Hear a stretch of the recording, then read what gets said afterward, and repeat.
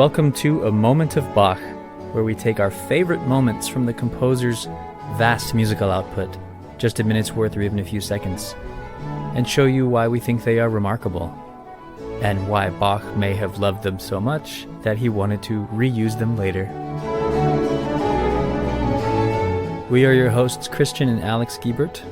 Today's moment comes from the cantata BWV 46, Schauet, doch sehet.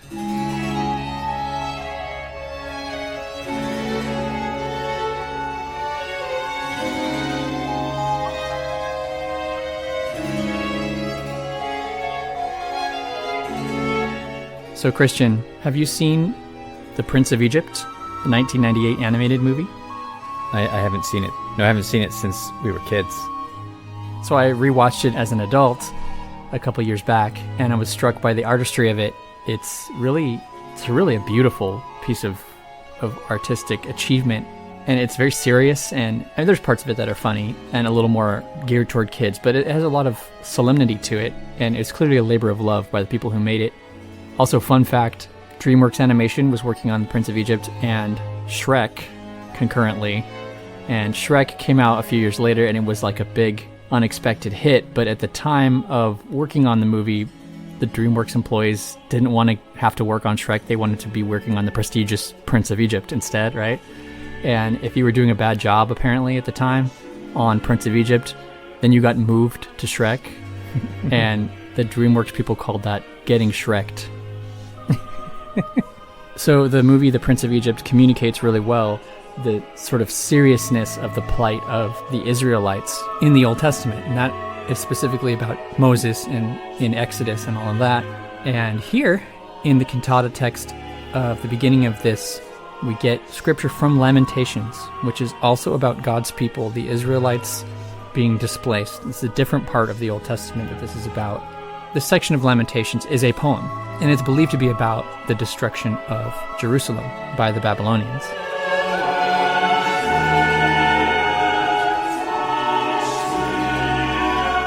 How doth the city sit solitary that was full of people?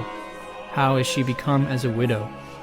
And then we skip ahead to verse 12 of that first chapter of Lamentations, and then we get the text that is used here in this cantata. Behold and see if there be any sorrow like unto my sorrow, which is done unto me, wherewith the Lord hath afflicted me in the day of his fierce anger.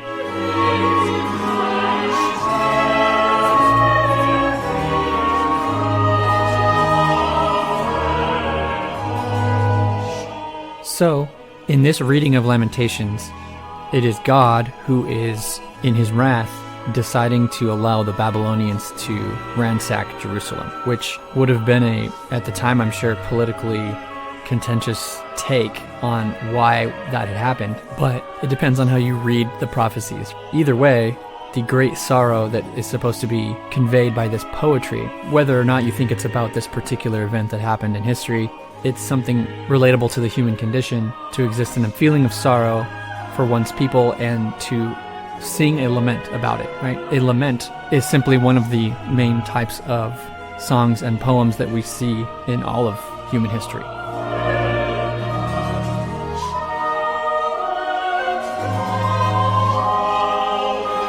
So in the context of Bach's time, he had a lot of choices on how he was going to portray this musically. What sort of sounds was he going to use? What sort of keys? What modes? What instruments? How will the counterpoint paint the picture of this Lamentations text?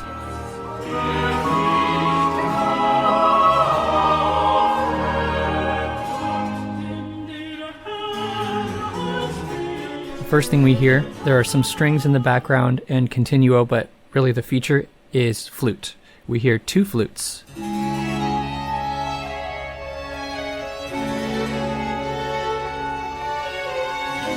They are in canon with each other. We hear one flute play 12 notes. Landing on the 13th note, we hear the second flute start the canon.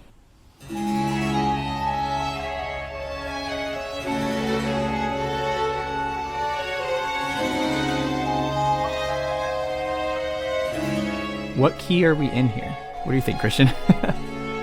Well, it certainly looks like D minor on the first measure.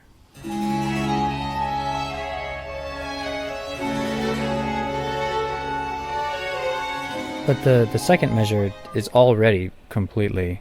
Yeah, the second measure, you already have a Neapolitan sound, which in music, when we say that, we mean flat 2 chord. So if it's D, we mean E flat.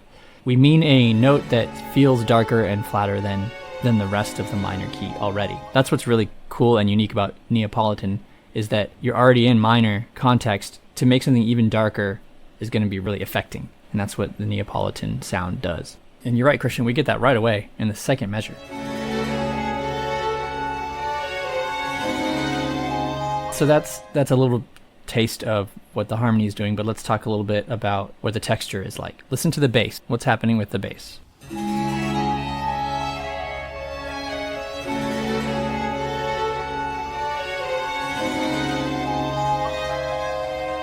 Well, you just heard 3 measures, and what happened with the bass? It only played on the downbeats of each measure, right?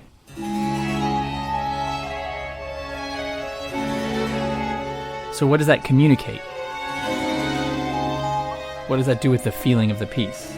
Well, sort of mournfully sad. It doesn't move. Yeah. It sounds like how I would feel if I was sort of devastated and sad and maybe in shock about losing friends or family or a home or something like that. It's like a slow plod, I guess. Maybe I'm walking slowly trying to take in the devastation of what has happened. The notes are all the same, but the harmony above shifts a lot. There is not a groundedness to this sound. Even though it is technically a pedal point at the bottom there, it just has all these rests after each downbeat.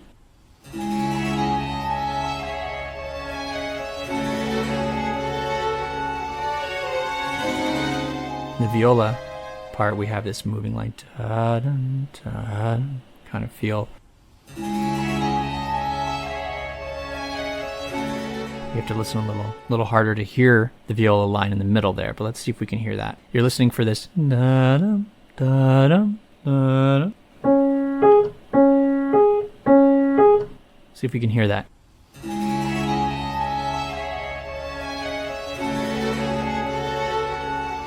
So that's middle range stuff, but that's important to the texture. Feels like maybe a slow heartbeat or a slow walk.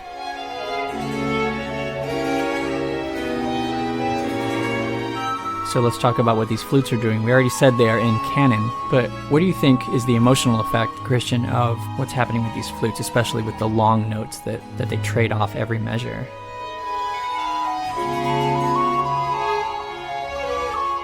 I think it's sort of mass communal weeping. Like, over here is crying, this man, this woman over here is crying. A counterpoint of like almost like a funeral wailing of sadness. Yes, and speaking of funeral, we've talked before how recorders are meant to signify funerals. They bring to mind death. Here we have recorders playing this. In the score, it asks for flauto dolce. So these are recorders. But now would be a good time to talk about how Bach reused this piece of music. He sure did. And do a little comparing. It's very interesting. It's not exactly the same. It's not exactly the same, but its more famous version is from the Mass in B minor. Of course, that's a pretty famous work of Bach's. And there, it's in the qui tollis movement. Yeah, it becomes the qui tollis movement. He reuses it in the Gloria section of the Mass in B minor.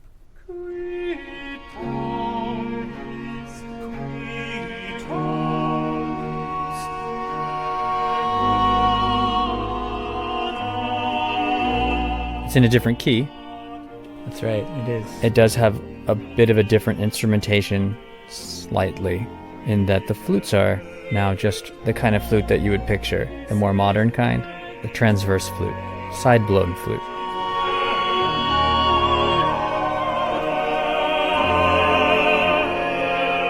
He changed that probably because it was just easier and he knew he had those already for the Mass in B minor. He didn't have to worry about them switching to the other instrument. I have to say, there's one little touch though, Alex, in the orchestration of the original cantata that adds a layer of depth that his reworking in the Mass in B minor does not have. And it has to do with the instrumentation. Do you know what I'm saying? Are you talking about the viola? The viola is the same.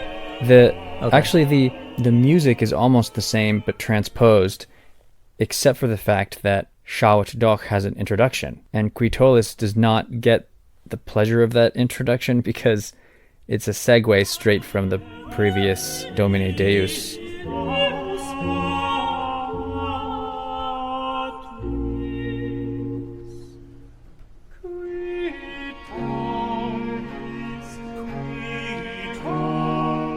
But there's also the oboes.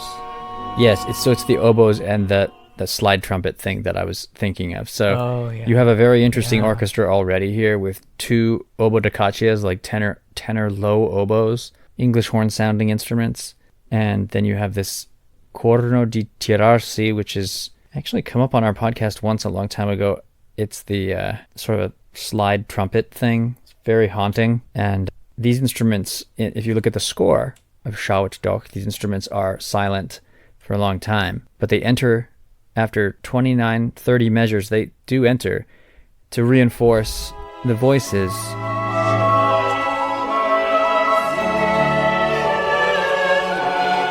And it's just nice that they were saved until then, and then to get even a bigger depth near the end for that second half of that.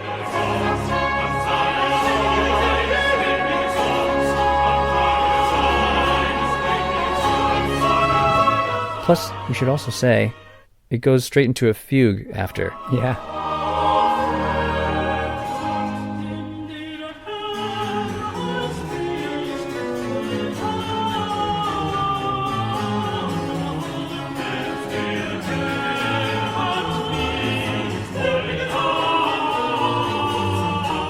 This is like the full version in a way. It's not like he reworked it and used it in the Mass in B minor. He actually just like reduced it into the Mass in B minor because he took away the introduction and the second part, and he noticed that there was a little snippet that he could use, and it's not fully fleshed out. So it's almost like if you want to hear the full version of the Qui Tollis, you need to go back to this and listen to this.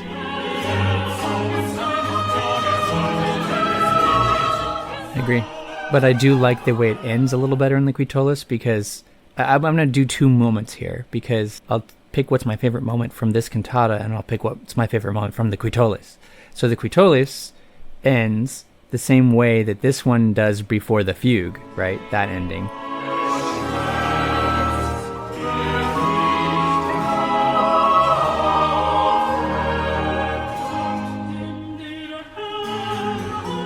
And that text on the Qui Tollis, which we haven't mentioned yet, that just is the "You who take away the sins of the world, have mercy on us, hear our prayer." And that ends with a typical Picardy third, but there is an anticipation of the major sound of the Picardy third that is really pleasing, and which I've always loved in this. The best thing, that's the best part of Qui Tollis. I love that. It's so cool. And it's this very ending right here.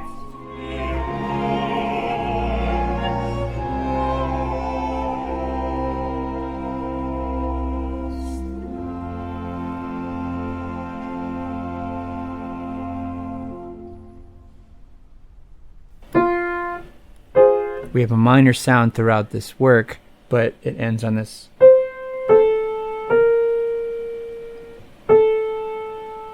So we end on a major sound, and it's anticipated a little bit. Da, da, da, da. The anticipation is what makes it really interesting.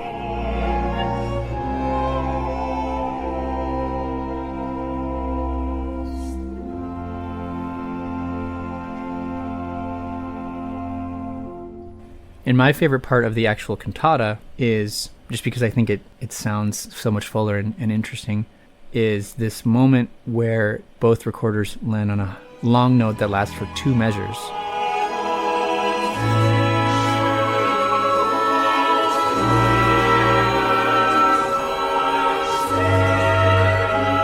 Stretched so long there.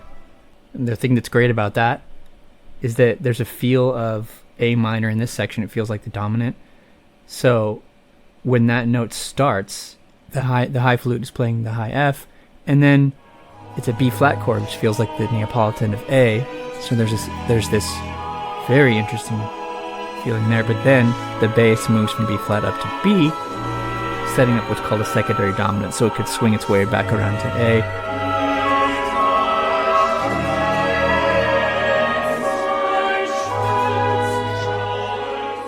And when the bass moves up to B, that's where the biggest dissonance happens because now we have a diminished chord with B and F being part of that chord.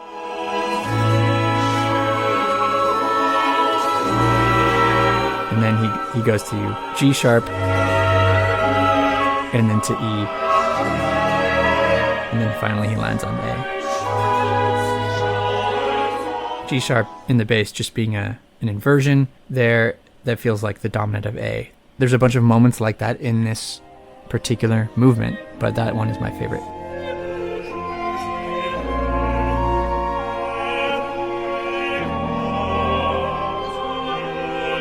And now, here are those two moments. First, the ending of the qui tollis.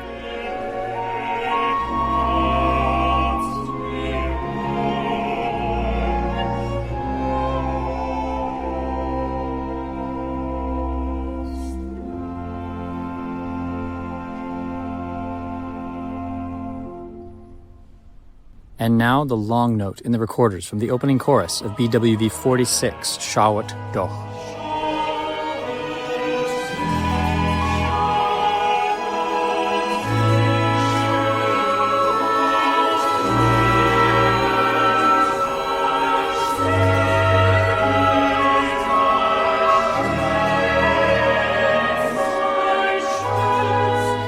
If this musical moment has inspired you to hear more of BWV 46, or from what it was later reused for, the qui tollis movement from the Mass in B minor, then please check the links in the episode description. Okay, Christian, what are we doing next week? Next week will be Violin Sonata in G major, BWV 1019C.